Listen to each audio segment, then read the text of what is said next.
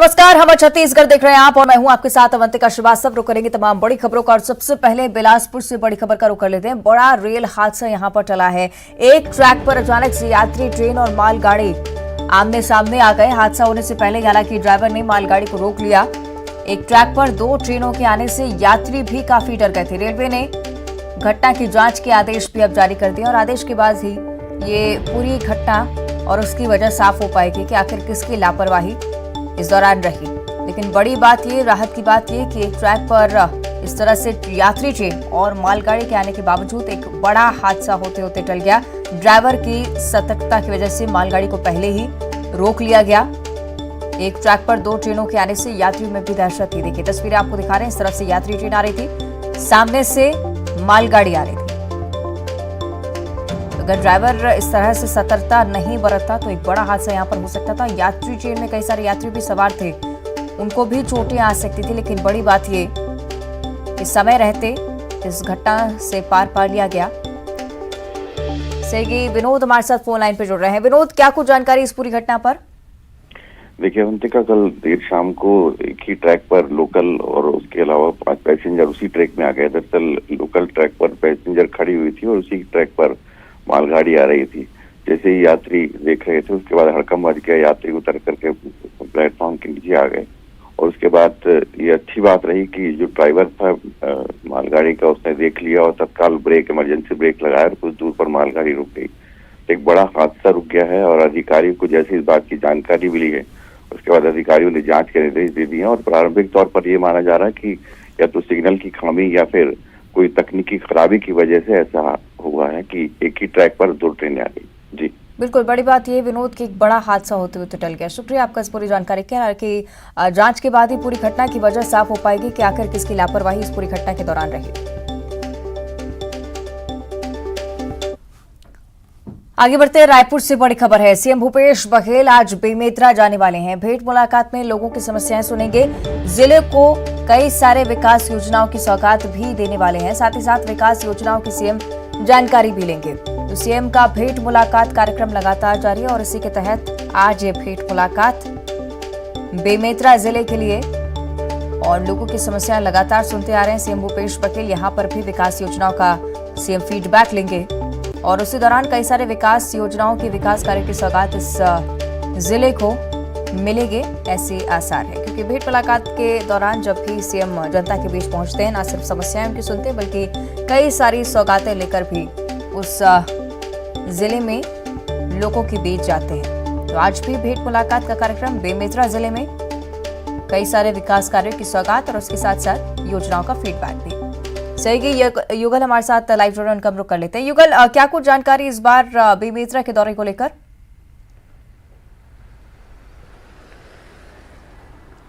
देखिए अवंतिका, मुख्यमंत्री भूपेश बघेल लगातार भेंट मुलाकात कार्यक्रम के तहत जो अलग अलग जो विधानसभा है उन क्षेत्रों का दौरा कर रहे हैं। अब तक 54 से अधिक विधानसभा क्षेत्रों का वो दौरा कर चुके हैं। वहां जाते हैं, भेंट मुलाकात करते हैं, विभिन्न वर्ग के जो लोग हैं उनसे मुलाकात करते हैं। उसी कड़ी में आज बेमेतरा भी जाएंगे।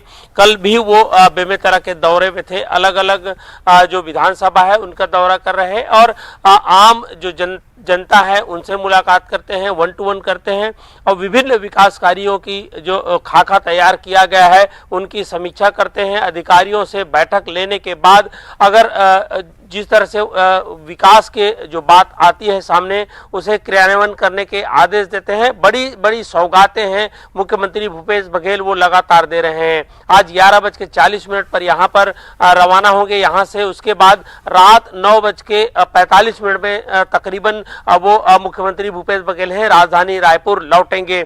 हर वर्ग के जो लोग हैं, समाज के मुखिया है, उनसे बैठकर जिले के विकास, विधानसभा के विकास को लेकर के एक जो रूपरेखा है वो बनाया जाता है। और यही वक्त होता है जब मुख्यमंत्री भूपेश बघेल के सामने आम जनता, पार्टी के कार्यकर्ता और जो अधिकारी वर्ग के जो लोग हैं वो अपनी बात है रख सकते हैं और हमेशा से रखते आए हैं। और कई जगह मुख्यमंत्री भूपेश बघेल का जो ये देखा ये गया है कि अगर शिकायतें मिली है जनता की ओर से तो अधिकारी कर्मचारियों पर भी उन्होंने त्वरित कार्रवाई भी की है। जी बिल्कुल, निश्चित तौर पर इसी तरह की कार्रवाई और उसी तरह का सामान आज भी कहीं ना कहीं भेंट मुलाकात के दौरान देखने को मिल सकता है। शुक्रिया आपका युगल इस पूरी जानकारी के लिए।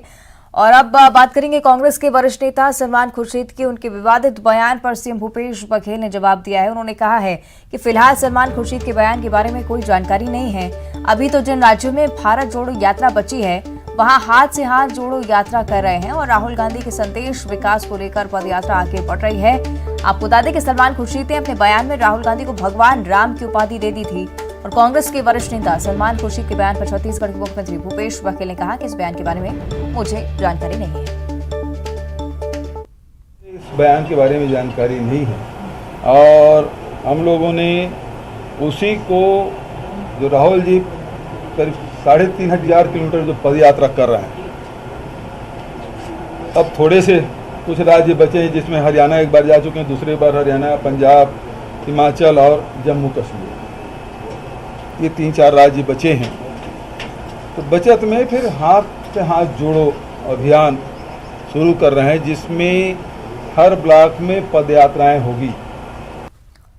रायपुर से एक और बड़ी खबर है। कांग्रेस का आज 138वां स्थापना दिवस है। प्रदेश कांग्रेस मुख्यालय राजीव भवन में ध्वजारोहण होगा। सुबह 9 बजे पीसीसी अध्यक्ष मोहन मरकाम ध्वजारोहण करेंगे। पार्टी के नेता और कार्यकर्ता भी मौजूद रहेंगे। कांग्रेस के सभी जिला मुख्यालयों में भी आज खास कार्यक्रम का आयोजन किया जा रहा है क्योंकि 138वां स्थापना दिवस कांग्रेस का।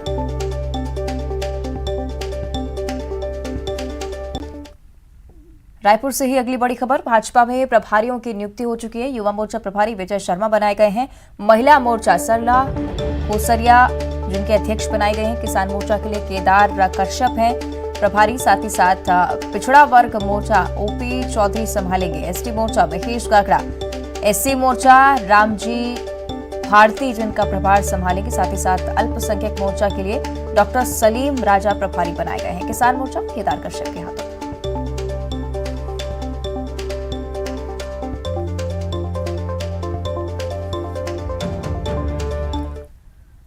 और इधर पूर्व मुख्यमंत्री डॉक्टर रमन सिंह मुंगेली दौरे पर रहे। यहां पर रमन सिंह ने कार्यकर्ताओं के घर भोजन किया।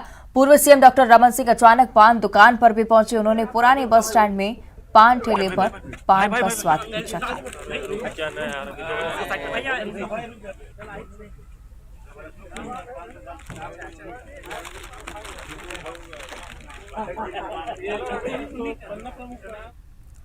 और अब पेंड्रा से बड़ी खबर है। रेत माफिया पर पुलिस ने मेहरबानी की है। आपको बता दें कि रेत से लदा ट्रैक्टर छोड़ने का वीडियो अब लगातार वायरल हो रहा है। वीडियो वायरल होने के बाद पुलिस पर अब सवाल उठ रहे हैं। जिले में धड़ल्ले से अवैध बालू खनन चल रहा है। सोन नदी के कई घाटों पर माफिया लगातार इस तरह से अवैध उत्खनन करते हैं और कई बार जब प्रशासन की तरफ निगाहें उठती हैं तब फिर इस तरह की वीडियो सामने आते हैं जहां पर रेत से भरे ट्रैक्टर को पुलिस अधिकारी यहां से जाने देते हैं। तो करगी कला घाट से बालू का उठाव चल रहा था। इसी दौरान देखिए ये वीडियो सामने आया है। ठीक, जाइए। तहसीलदार साहब को फोन कर दिया हूँ और ये सुबीर हमारे साथ फोन लाइन पर जुड़ रहे हैं। सुबीर, निश्चित तौर पर चिंताजनक तस्वीरें हैं क्योंकि अगर पुलिस से सहयोग नहीं मिलेगा तो आखिर कौन सहयोग करेगा फिर? जी बताना चाहूंगा, जिले में इन दिनों रेत का जो व्यापार है वो धड़ल्ले से चल रहा है और ये जो सोन नदी के जो घाटे हैं यहाँ से आए दिन सैकड़ों की संख्या में रेत का उत्खनन किया जा रहा है। सैकड़ों गाड़ियों से निकाला जा रहा है और लोगों की बार बार शिकायत के बाद पुलिस तो पहुंचती है जगह पे और कार्यवाही करने के बजाय पुलिस इस तरह से गाड़ियों को छोड़ देती है, ये लोगों का कहना है। और ये वीडियो पिछले दिन वायरल हुआ है कि पुलिस को गांव वालों ने बुलाया था रेत की गाड़ी को पकड़कर। इसी दौरान एक गांव वाले ने वीडियो बनाना चालू किया तो पुलिस ने कहा कि ये वीडियो बनाना बंद कीजिए वरना हम चले जाएंगे और वो गाड़ी को छोड़कर वहीं चले गए। और इस तरह से लोगों का भरोसा उठ रहा है पुलिस वालों के ऊपर से कि रेत माफिया जिस तरह से सक्रिय हो रहे हैं और प्रशासन का उन्हें सहयोग मिल नहीं पा रहा है। और ये रेत माफिया इस तरह अभी ऐसे सक्रिय हैं कि मध्य प्रदेश तक ये रेत को व्यापार के लिए भेज रहे हैं। हालांकि इससे राजस्व को बड़ा नुकसान है, वहीं रेत माफियाओं को इससे बड़ी मोटी आमदनी हो रही है। जी ठीक है, शुक्रिया आपका सुबीर इस पूरी जानकारी के लिए। और बलरामपुर जिले में धान खरीदी की प्रक्रिया शुरू होने के साथ ही बिचौलियों के द्वारा अवैध धान के भंडारण परिवहन कार्य जोरों पर चल रहे हैं। आपको बता दें कि बिचौलियों पर लगाम लगाने के लिए जिला प्रशासन ने टीम गठित कर कार्रवाई शुरू की है। जिले में संयुक्त टीम ने 18 विभिन्न स्थानों पर कार्रवाई करते हुए 750 क्विंटल अवैध धान जब्त किया है। कार्रवाई में अवैध भंडारण परिवहन में लगे 5 वाहनों को भी जब्त किया गया है और इन सभी मामलों में मंडी एक्ट के तहत कार्रवाई की जा रही है।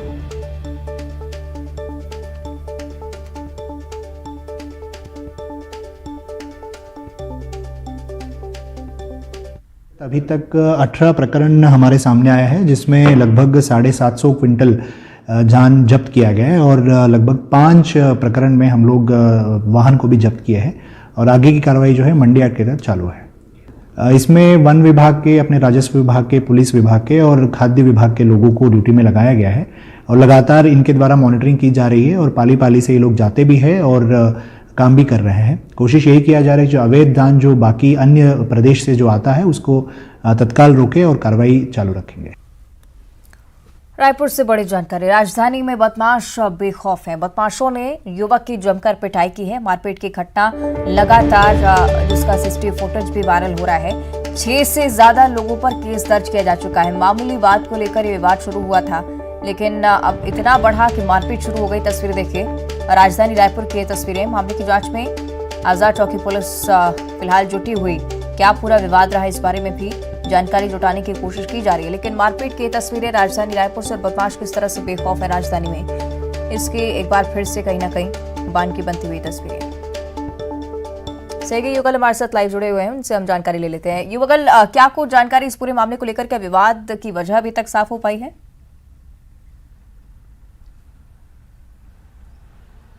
देखिए, आपसी विवाद को लेकर के वैभव शुक्ला नामक जो युवक है उसकी लगभग 6 से अधिक लोगों ने जमकर पिटाई की है। आजाद चौक जो पुलिस है पूरे मामले की जांच कर रही है। काफी गंभीर चोटें हैं वो पीड़ित को आई है, उन्होंने एफआईआर दर्ज की है और पूरी जो घटना है मारपीट का सीसीटीवी फुटेज है अभी फिलहाल वो सामने आया है। और उसके बाद जो सुमित शुक्ला, भावेश शुक्ला और प्रभाकर झा सहित 6 से अधिक लोगों पर मामला दर्ज किया गया है। विभिन्न धाराओं के तहत अपराध पंजीबद्ध किया गया है और इस तरह से राजधानी रायपुर में छोटी छोटी बातों को लेकर के जमकर जो है मारपीट है और बवाल मचाया जाता है, उसकी एक तस्वीर ये बानगी है। और इस तरह के कई मामले हैं जो सामने आ चुके हैं। आपसी रंजिश इसे बताया जा रहा है। पूरे मसले पर जो आजाद चौक पुलिस है वो जांच कर रही है और एफआईआर भी दर्ज कर लिया गया है। इस तरह से गुटबाजी जो है हर वक्त सामने आती है और खासकर जब मारपीट की घटना होती है तो एकत्र होकर के इस तरह के जो मारपीट की घटना को अंजाम दिया जाता है। तमाम जो सीसीटीवी फुटेज वहां पर लगे हुए थे सभी में ये जो तस्वीर है वो कैद हुई है और जमकर जो आरोपियों ने वहां पर हंगामा मचाया है। आपसी रंजिश का ये पूरा नतीजा है और जो मारपीट की घटना हुई है वो बताया जा रहा है। जी अवंतिका। ठीक है, शुक्रिया आपका युगल इस पूरी जानकारी के लिए। हालांकि पहली बार नहीं है जब इस तरह की तस्वीरें सामने आई हो। राजधानी रायपुर से लगातार इस तरह के मामले सामने आ रहे हैं जो कि चिंता बढ़ाते हैं। आगे बढ़ते हैं, सूरजपुर से बड़ी खबर का रुख करेंगे। खाद्य विभाग ने अचानक से किराने की दुकान में दबिश देकर लाखों के धान और पीडीएस का चावल चना जब्त किया है। भैया थाना इलाके के खोपा स्थित जय किराना दुकान में खाद्य विभाग की टीम ने कार्रवाई की है। यहां से अवैध रूप से रखी 186 बोरी धान और 8 क्विंटल पीडीएस का शासकीय चावल जब्त किया गया है। 36 किलो चना भी बरामद किया गया है। जब्त सामान की कीमत 2 लाख रुपए बताई जा रही है। देखो, जिले में अभी धान खरीदी का कार्य प्रगतिरत है, तो इस बीच में हम लोग जो है व्यापारी या कोचिया जो है समिति में धान मत खा पाए, इसलिए हम लोग सतत निगरानी रखे हुए हैं। इसी तारतम्य में आज जो है खोपा चौक के पास एक किराना दुकान में 186 कट्टा हमको धान मिला, जो वो खरीद के रखा हुआ था और वो पंजीकृत व्यापारी नहीं था, तो मंडी अधिनियम के तहत उसका धान जब्त किए हैं। 75 क्विंटल धान जब्त किए हैं और दुकान का और सघन जांच जब्त किए हैं, तो वहाँ पे 8 क्विंटल 29 किलो जो है पीडीएस का चावल भी प्राप्त हुआ है और 36 बैग जो है 36 किलो जो है चना भी प्राप्त हुआ है। तो धान जो है हम लोग मंडी अधिनियम के तहत जब्त किए, सभी सामान जब्त करके उसमें आगे की कार्रवाई कर रहे हैं। और सूरजपुर से ही अगली खबर है। अवैध धान परिवहन करते एक मिनी ट्रक यहां से जब्त किया गया है। लगभग 1 लाख रुपए की 130 बोरी धान जब्त हुआ है। आपको बता दें कि रुनियाडीह मार्ग पर पुलिस ने ट्रक को पकड़ा और ट्रक के ड्राइवर से पूछताछ हो रही है। ये ड्राइवर से जानकारी जुटाई जा रही है कि धान कहां से लाया गया, कहां से खपाने की तैयारी थी, क्योंकि अवैध धान उसकी 130 बोरियां यहां से पुलिस ने पकड़ी हैं।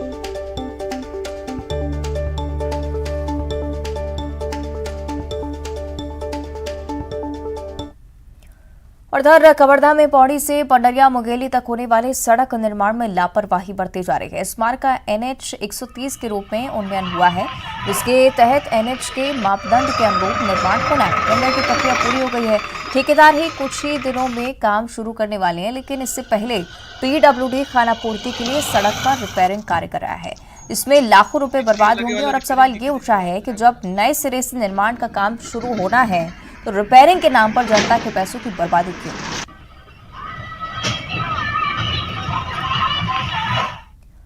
और इधर रायपुर पुलिस ने ड्रग्स मामले में 2 और आरोपियों को गिरफ्तार किया है। दोनों ही आरोपियों ने कुछ दिन पहले ही MD ड्रग्स खरीदा था।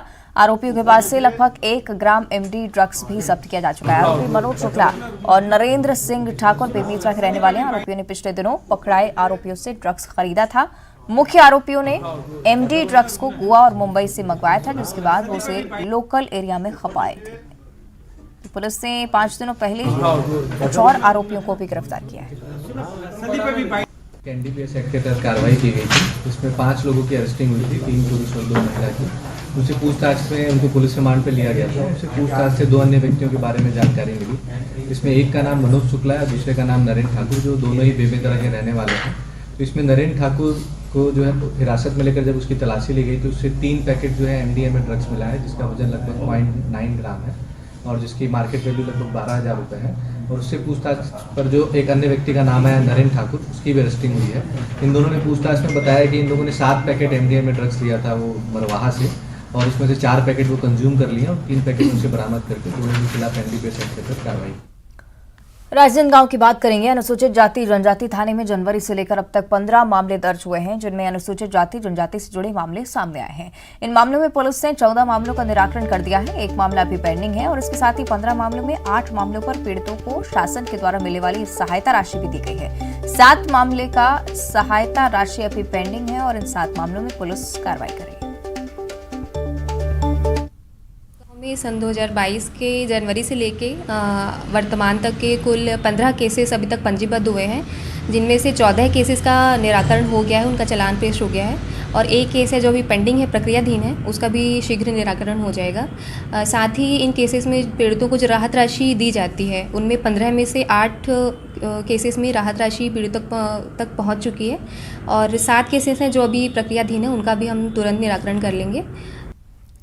इधर कोरबा में युवती पर जानलेवा हमला करने वाले सरफरे आरोपी चंद्रेश कंवर को पुलिस ने गिरफ्तार कर लिया है। युवती से एक तरफा प्रेम में पागल आशिक ने इंस्टाग्राम में युवती को पोस्ट में लिखा था कि बोला था तू मरेगी। इसके बाद मड़ई मेला देखने जा रही युवती के गले पर चाकू से हमला कर दिया। तो घायल अवस्था में युवती को मेडिकल कॉलेज अस्पताल में भर्ती करवाया गया।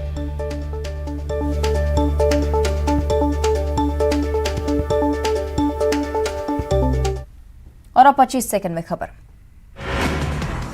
छत्तीसगढ़ में ईडी की कार्रवाई पर मुख्यमंत्री भूपेश बघेल